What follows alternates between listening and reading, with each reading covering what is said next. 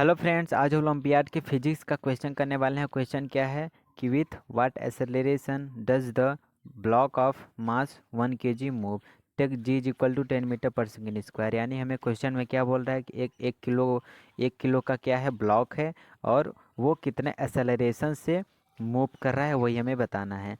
कितने एक्सेलरेशन से मूव कर रहा है वो फिगर में आपको देख कर पता चल जाएगा कि क्वेश्चन क्या कह रहा है। अब हमें ऑप्शन में क्या दिया गया है, हमें ऑप्शन में दिया है, फर्स्ट ऑप्शन है 5 मीटर/सेकेंड स्क्वायर, सेकेंड ऑप्शन है 6 मीटर/सेकेंड स्क्वायर, थर्ड ऑप्शन है 5.6 मीटर/सेकेंड स्क्वायर एंड फोर्थ ऑप्शन है 6.6 मीटर/सेकेंड स्क्वायर। अब क्या करेंगे, हम पहले क्वेश्चन को समझेंगे, फिर उसके बाद इसके सॉल्यूशन को समझेंगे। सबसे पहले क्वेश्चन क्या है, क्वेश्चन में जो हमें फिगर दिया गया है वो यहाँ राइट साइड की तरफ आप देख सकते हैं। फिर उसके बाद इसमें क्या किया गया है, एक रोप के जरिए दोनों साइड इसके ब्लॉक्स को लटकाया गया है। इसके लेफ्ट साइड की तरफ 1 kg का ब्लॉक लटकाया गया है और उसके राइट साइड की तरफ 2 kg और 3 kg का ब्लॉक लटकाया गया है। तो इसका मतलब जो राइट साइड की तरफ ब्लॉक होगा उसका मास होगा 5 kg टोटल मिला के, और जो लेफ्ट साइड की तरफ ब्लॉक होगा वो क्या होगा, उसका मास 1 kg होगा, जैसा कि यहाँ पर देख सकते हैं आप लोग। अब क्या कह रहा है कि इसमें जो एक्सेलरेशन प्रोड्यूस हो रहा है 1 kg वाले ब्लॉक में वो कितना हो रहा है। फिगर को देख के ही पता चल जाएगा कि जो भारी वाला ब्लॉक है, यानी कि जिस तरफ 5 kg रॉप के जिस तरफ, यानी कि रॉप के राइट की तरफ जिसका मास 5 kg, वो क्या करेगा, वो नीचे जाएगा और 1 kg वाले ब्लॉक को ऊपर खींचेगा। क्योंकि ये जो राउंड शेप का लगा है ये फ्रिक्शन लेस है। ये आप वहाँ पर देख सकते हैं। जैसे आप अगर गांव के हैं तो जैसे कुएं के पास जाएंगे तो वहाँ पर पानी खींचने के लिए ये लगाया गया रहता है। मान लीजिए कि ये उसी टाइप का है और इसमें एक रस्सी को क्या किया गया है, एक रस्सी को इसमें लगाया गया है जिसके एक साइड 1 kg मास है और दूसरे साइड टोटल मिला के 5 kg मास है।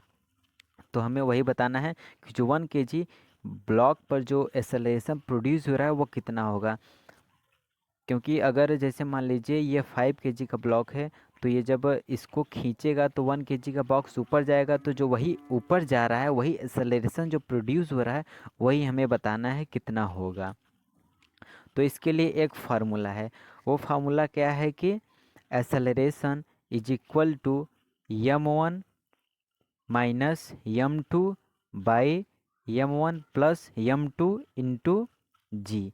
जहाँ पर जो m1 है वह हैवी वाले ब्लॉक का मास होगा और जो m2 होगा वह थोड़ा उससे जो हल्का वाला मास है उसका वेट होगा, मतलब उसका मास होगा।